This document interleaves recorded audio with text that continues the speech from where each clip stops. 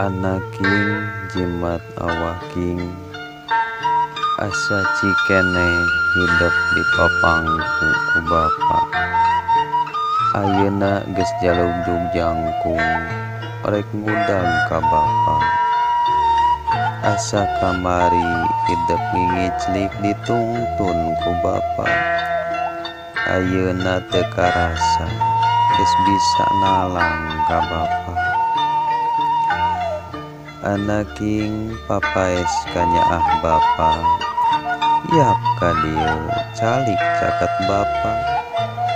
Bapa rek mere papatah ka hidup, ngarah bapa teu melang dina mangsana mulang ka pangeran.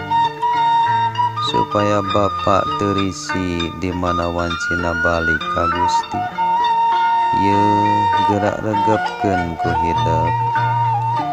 Bapa mah lain hayang dibere emas inten berlian.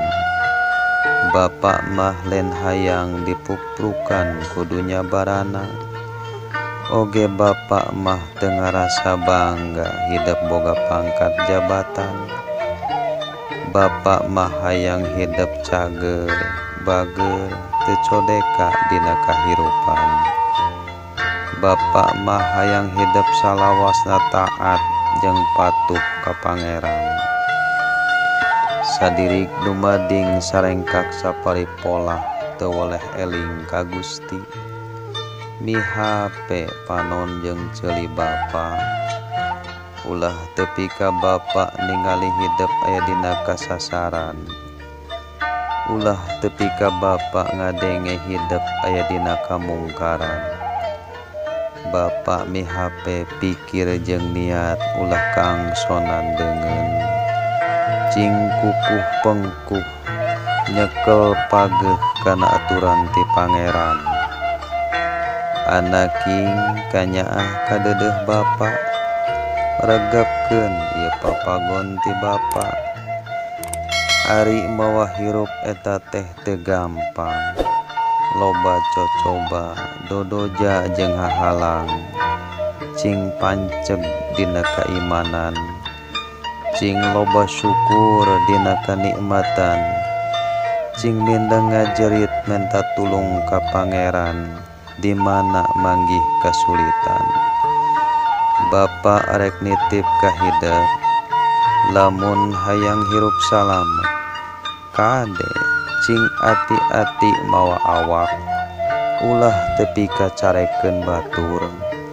Cing apik di mana nyarita, ulah tepi ka nganyerikeun hate batur. Cing bisa ngajaga bahasa, ulah tepi ka ngarendahkeun batur. Ulah geugeuyan geurehan ka batur. Sumawona tepi ka goreng sangka ka batur. Kudu DP handap asor, titih rintih ajrih, nyaahan deudeuhan welasan ka sasama.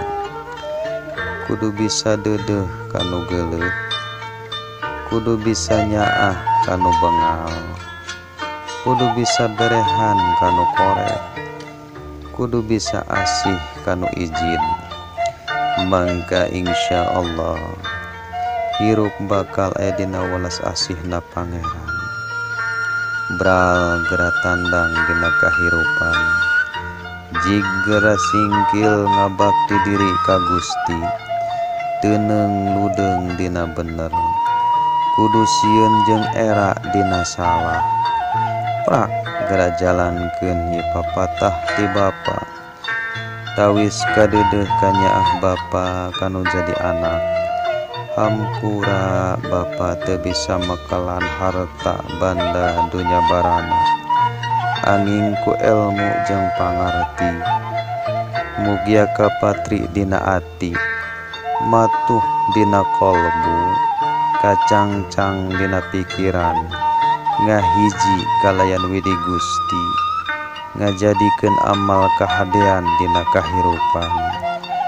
Doa bapa teu woleh marengan hidup. Anaking anak bapa.